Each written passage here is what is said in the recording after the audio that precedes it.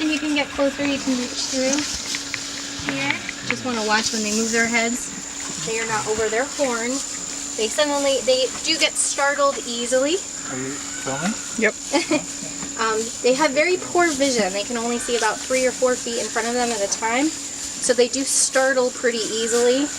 And that just means they're going to be lifting that huge giant head up rather quickly. So if you're in the way of that, you might get a good bump or bruise, which we're trying to avoid. I'd say probably behind their ears is probably the softest part there. And that's because they're constantly moving their ears around. Because they have such a poor sense of vision, they rely on their sense of smell and their sense of hearing. And their hearing is really great. You can see they can turn their ears almost directly behind them and independent of one another, so they can hear basically 360 degrees around them at the same time, with one ear facing forward and the other one facing backward. Because they're constantly moving those ears, that skin right behind is really soft. Once they adjust themselves, if you get a chance to feel the rest of them, it's quite a bit rougher and thicker skin there. Do they get any sensory input from the hair on the ears? They do. I mean, it's a little bit more sensitive, just like, the hair on our arms and legs. And you'll notice that their ears, particularly their left, our right, ears are notched. That was done at the preserve in South Africa where they came from. It's a very common method for hoofstock as a way to identify them. So Louise is on our left. She has the 3 notches. Thelma is on the right. She has 2 notches in her left ear. They're not related, but I kind of say they act like sisters. They get along for the most part, and then every now and then have their spats. So you might see a few healed cuts on their face. That's from them just kind of... Yeah, this one here. Yeah, some are a little bit more fresh than others. That's them just kind of sparring a little bit with each other. Just like sisters get into little spats. Don't Rhino you from somewhere? And they're both about 8 years old. So rhinos can live on average 35 years, longer in captivity if they're well taken care of. And like I mentioned, they did come to us from South Africa. They've been here at Southwick for about 4 years now, going on 5. And they're actually a lot safer here at the zoo than they were in South Africa, even though they were considered to be on a preserve. So they were wild-born? Yeah, as you guys saw in the video, poachers are getting extremely bold and will go on to protected land, sanctuaries, preserves, and poach those rhinos as well. Now, can you breed them in captivity? Yeah, there have been places, some more successful than others. We obviously don't have a male here, so we'd have to send them to another facility if we wanted to breed them. Could you artificially? There has been some work with artificial insemination. It doesn't take with white rhinos as well as it does in some other animals. Right. It's quite costly and usually doesn't result in a good result. So we have talked about possibly sending them out. As you can imagine, transporting a rhino is not the easiest thing. It's also quite costly and takes a lot of prep to do that, so we're not sure if we're going to be able to do that or not with them. Do they get pesticide-free hay? Yes. Okay, because they have they're very primitive mammals. They're not able to deal with the oxidation of the blood. We can. I mean, we just produce more blood, but they have a terrible time with it. So. Yeah, so all of the hay that we give all of our animals actually, is not treated. Okay.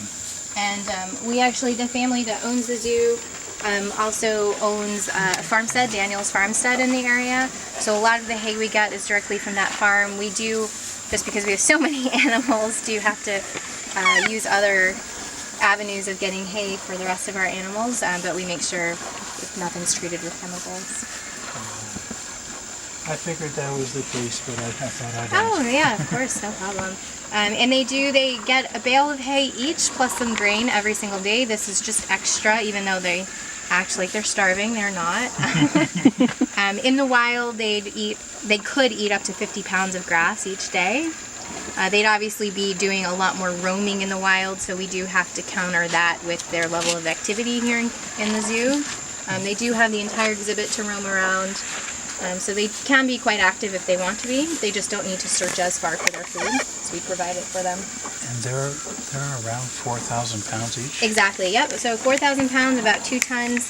I believe Louise here is a little bit larger than Thelma. This is Thelma and this is Louise? Opposite. So this is Louise here and this is Thelma on the right. We haven't gotten them on a scale lately. So I don't know for certain who's bigger than who. The males can get even larger. They can be up to 3 tons. Really? Mm-hmm. Wow. Are they generally more aggressive in captivity than males? No, so males and females tend to be very social. White rhinos, the black rhinos are the more aggressive species. And it kind of mimics the same in captivity in the wild. In the wild, black rhinos tend to be more solitary. You might actually see small groups of white rhinos in the wild. Mm-hmm. Yeah, you can. I'm not going to get another chance to feed a rhino. Oh, so go ahead, yeah. Here you go, girl. Here you go. So That's from your Uncle John. They kind of have, their noses seem to always be running or very moist, and that just has to do with the fact that their head is always pointed down. Things kind of drip in that direction, and it's moist because they're constantly eating and chewing and producing that warm air while they're breathing. Big girl. Yeah, hey, big girl. And they do have some nice teeth in there, very wide, flat, molar-like teeth to help grind down all the grass that they eat. They're considered true grazers. Okay. So they're not going to be eating any herbivores? Yeah, they're not going to be eating any leaves or fruit or anything like that. And that's actually how they get their name, from the wide mouth that they have, not the color. Dutch Afrikaans word, yeah, for wide. So the white part of their name is thought to be a mistranslation of that. Oh my goodness, you're so beautiful. You're not going to believe me when I tell you this, but I think this is one of the best days of my life right here. This is amazing. So, and you can really see on Thelma's horn here, just like the video was talking about, it's just compressed keratin. So they do kind of shed, especially over the summer. They'll rub their horns against the poles. They get itchy, just like, you know, our skin and hair sometimes gets itchy. And they would be able to grow back. So if you cut too far down towards the face, which is what most poachers do, it won't grow back. It obviously seriously affects the rhino, puts them in poor health with an open wound.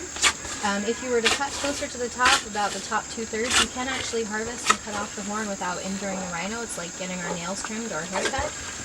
Poachers obviously don't want to take the time, you know, to do that. They'd rather go for as much as they can, even at the cost of the rhino.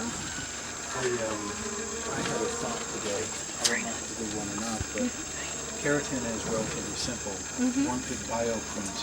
Yeah, that's actually been suggested as a method to combat poaching, and it's gone back and forth with what, you know, the pros and cons of it.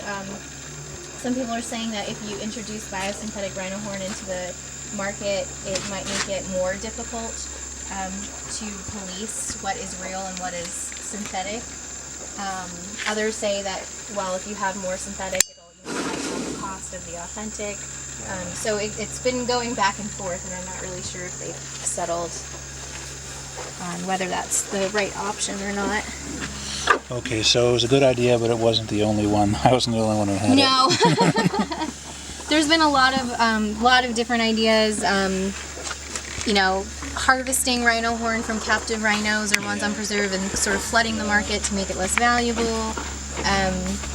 There have been poisoning rhino horns, you know, basically painting them or injecting them so that it doesn't hurt the rhino, but it's of no use for the poachers, and the poachers will go out and still kill the rhinos in spite.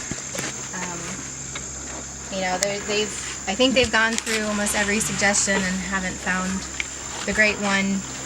Unfortunately, it's become almost like organized crime, so it's not, you know, it's much more. It was organized crime, yeah, basically. it's much more than just like a local, you know, Yeah. local small endeavor. There's not much left. There's a lot of money and behind it. It's hard to combat. Yeah. There you go. This is from your Uncle John. There you go.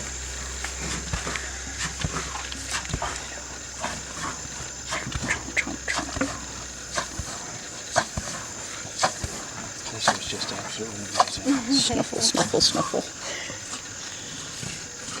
And they're so blasé about this. I mean, Oh, yeah, they're great. So Betsy Brewer, she is one of the family members. She's also the founder of Earth Limited, the nonprofit that these encounters are through here at the zoo.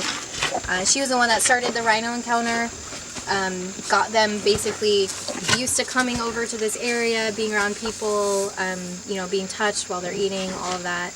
And it's just amazing. When she first started, she tried to lure them with sweet potato, you know, alfalfa hay cubes, things like that. They didn't want anything. They really just wanted attention.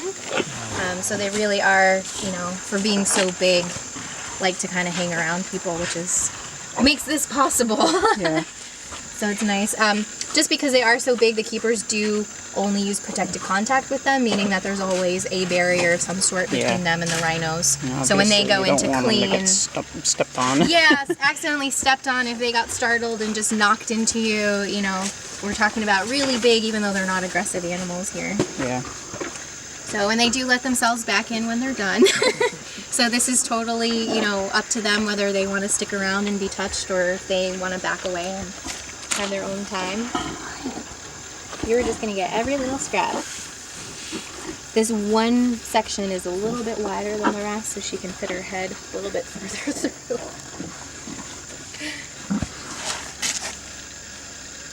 So, and you might notice they are covered in a nice layer of mud and Dust, dirt, and yeah. they do that to help with sun. It's sort of a natural sunscreen as well as bug protective. Seems to work. You guys are done? You don't want any more scratches? Bye. that was absolutely amazing. Bye.